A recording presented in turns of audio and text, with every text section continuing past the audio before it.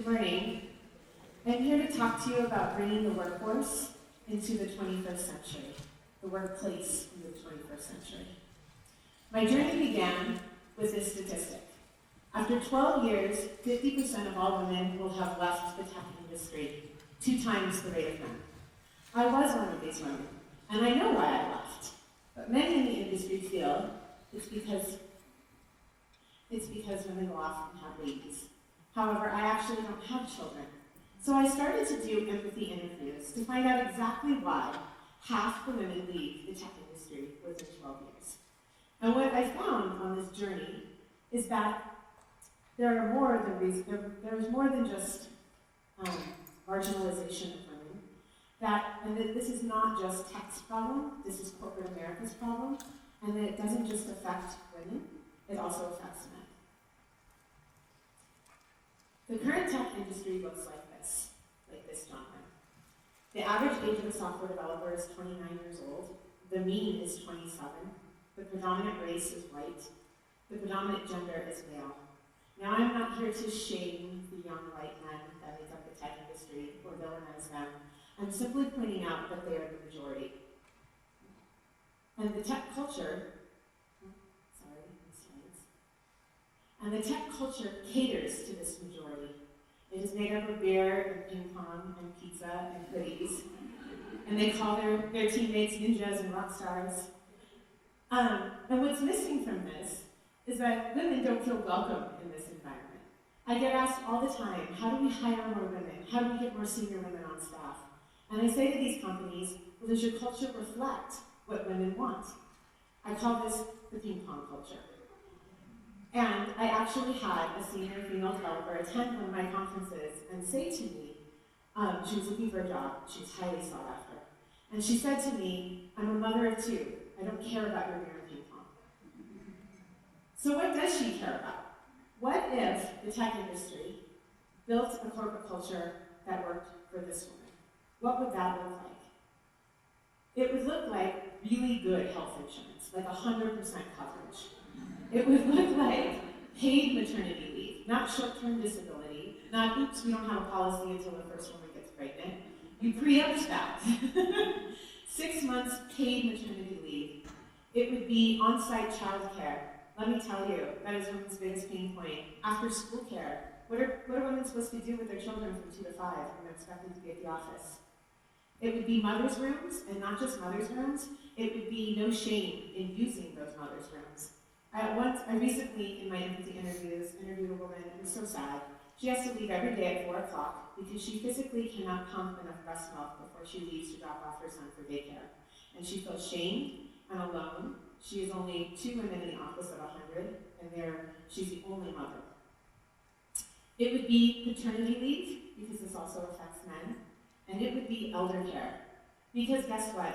The population is aging, and the people that are most affected are your workers with the biggest knowledge base. They are managers. They're in their late 30s and in their 40s and in their 50s, and they're taking care of their elderly parents. If you build this culture, women will come. Don't wait for them to come to your culture, build it. Now, a company that has done this really well is Patagonia. In 1984, they instituted on-site childcare. They now have 50% women on staff, 50% female managers, 100% of mothers return after having given birth, and they recover 91% of all of their on-site childcare costs. It can be done. This is not about getting rid of beer and ping pong, and it's not about just having maternity care. It's about building what I call an and culture. It's both. It's building a culture that works for the young white men in the industry and building a culture that works for a 38-year-old mother of 2. It's and.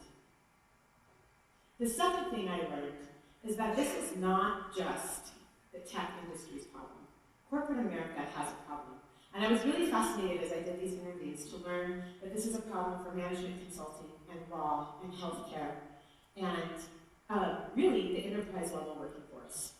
So let's look at a couple of statistics. First of all, it's a little hard to read. The number of high school graduates that enrolled in college, 71.9% were young women, and 67.5% 4% were young men. This is in 2016. Sorry, it keeps skipping ahead. There we go. For the first time ever in 2016, more women are getting their law degrees than men. The majority of doctoral degrees are also being gotten by women, 135 to 100. And the participation of women in the U.S. labor force is now at 56.8%. Women are being highly educated, and they're entering the workforce in droves in all industries. Now, what happens when these women leave because they can no longer do both, be mothers and be corporate America? The cost to replace these workers is 21% of their annual pay, but that number is a little misleading. 21% is from anyone making $75,000 or less. If I'm talking about lawyers and management consultants and software developers, it is far more than $75,000. And, get this, hold on, it's upwards of 213% of their annual pay to replace them. So somewhere between 21% and 213% is what you are going to have to pay to replace this talent. The third thing I learned is that this doesn't just affect women. Okay, here we go. In November, Melinda Gates wrote an article titled, "We're sending our daughters into a workplace designed for our dads." And it's true. We still work Monday through Friday, 9 to 5, 8 to 4. We still work 40-hour work weeks, 8 hours a day. And what I found, and what I would like to posit, is that we're also sending our sons into a workplace designed by their grandfathers. That this only worked because household expectations were given to one gender and earning expectations were given to the other gender. And that is just no longer the case. Men want to and are expected to parent. They enjoy it. And in corporate America, they cannot say, they do not have the agency or the voice to say, I want to be the primary caregiver. And so it still falls on the women. The men, no matter how powerful, can't leave a business trip or a meeting and say, my son just broke his arm, the school called, I have to cut this short. They really don't have that ability to say, it's my job. Because if they're married and they have a spouse, the expectation in the office and in society is that it is the woman's job to go and take that phone call, even if the man wants to do it. In my empathy interviews, I talk to young women who have graduated from school, who have worked so hard to get into these really, really good companies, and they're trying to gauge when they can have children. Should they do it now, when they're in their early 20s and late 20s, or should they wait when they're a manager and they have a little bit more control over their career? They're trying to figure out the best time to have a child because they know they are going to take a huge hit to their career. They know that they are not going to come back and be in the same place that they started. Single mothers are the marginalized of the marginalized in this group. They win nowhere. They are constantly punished in the office for leaving to take care of their child, and they are punished in society for having to work. They constantly feel guilt and shame about being a working parent and not being enough for their child. Oddly, my research found that divorced dads have the most influence in this system. And I think it's for 3 reasons. One, divorced men who have 50% or 100% custody tend to be managers. They tend to be a little bit more senior, and so they can affect their workday. One gentleman I spoke to, everyone knows he leaves at 2:30 to pick up his daughter, that he's available by cell, and that he will be back online shortly. I think the second reason is that corporate America, once a man is divorced and he's a single parent, is like, oh, you are the primary caregiver, so yes, you do need to take that phone call. You do need to leave and go get your child when your son has broken his arm at school. They are much more accommodating to his schedule once he has to be the solo parent. And the third is something I just alluded to, that not only is corporate America more accommodating, so is society. Oh look, the single father. They are much more accommodating to his situation than they are the single mother. And frankly, how sad is it that the divorced dad is able to say, I need to go get my son from school, but the married father in corporate America is not. So why do we still work 9 to 5? The workday was actually decided during the Industrial Revolution 150 years ago. It was solidified during Ford Motor Company in 1914, 100-something years ago. And they thought that you could work for 8 hours and have recreation for 8 hours and sleep for 8 hours. I don't know anyone that has 8 hours of recreation and 8 hours of sleep. Because we now work 24/7. We are now on all the time. People are picking up their phone when they wake up and checking email. You are working when you are still in bed. If you listen to Arianna Huffington and you at least have your phone outside of your bedroom, you're checking email with your morning coffee. You've begun your day long before 9 o'clock at the office, right? So why do we still work like this? We have all the tools. We have all these tools that allow us to work asynchronously, to work whenever. And 57% of the global population already works in 3 different locations per week. Speaking of the global population, globalization. In my interviews, I was astounded at people's work ethic. They are working the 9 to 5 American workday. They are going to a client dinner. They go back to their hotel room, take a nap, and then get on the phone with India. Take another nap, and then get on the phone with Europe. Take another nap, and then start their workday all over again. It is madness. I had another mother tell me that she'll be bathing her baby, getting her baby ready for bed, and she can hear the Slack pings as she is in the bathtub with her baby. And Slack, for anyone that's not in tech, is an instant messaging service with you have with your coworkers. And these coworkers that are pinging her don't have the same household responsibilities she has, and she immediately feels like she's failing. She's failing her coworkers who are still working, and she's failing her baby because she's not present with her child. So, France actually put a stop to this. Good old France. 2017, France gives workers the right to disconnect from the office. And I need to read you this quote. French legislator Benoît Hamon said, quote, "They leave the office, but they do not leave their work.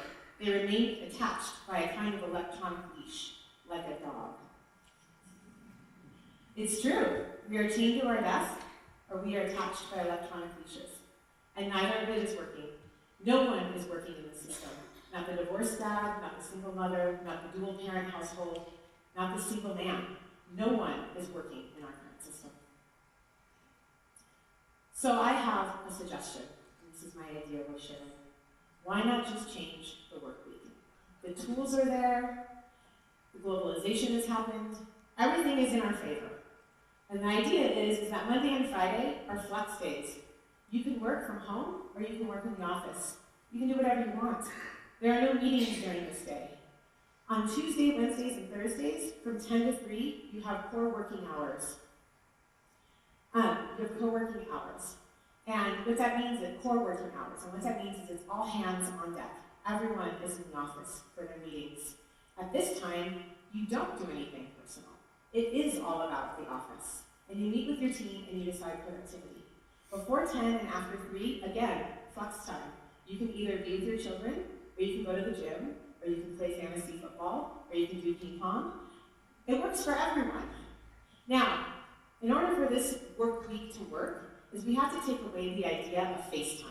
That you are working because your boss sees you working. And, and instead, it is goal-based. These are the 5 things we need to accomplish this week. And I don't care what time of day they get accomplished, but they must get accomplished. It's giving people responsibility, and it's recognizing that human beings work 24/7, so allow them to have personal lives somewhere in them. Now, for anyone that thinks this is crazy, how often do you think we are productive in the office? 2 hours and 53 minutes. We are productive in the office for almost 3 hours. I don't know what's going on with that 7 minutes. Almost 3 hours we are productive. Now, Amazon actually knows this. They're experimenting with something I just mentioned. They are actually experimenting right now with a 10 to 2 workday, 5 days a week, giving companies full benefits, but paying them 75% less in salary. They have not published their numbers yet. They just started in September, so we will see. I actually do believe that they should instead have some flex time in there on Mondays and Fridays, because I think people need heads down time to actually work and get their jobs done. The current system does not allow people to live their life. It's not very humane, it's not very kind, it's not very welcoming for anyone, regardless of their status, regardless if they're single or if they have families. And so what I would like to challenge corporate America is to build an and culture, to recognize that we need to build a culture that works for people who are 27-year-old white males and 38-year-old women who have children and who have older parents. We need to build a culture for men that are in their 50s who maybe are taking care of parents and grandchildren. We need to build a culture that works for women who are deciding when to have their children. It's not working right now, and it's time for it to be disrupted.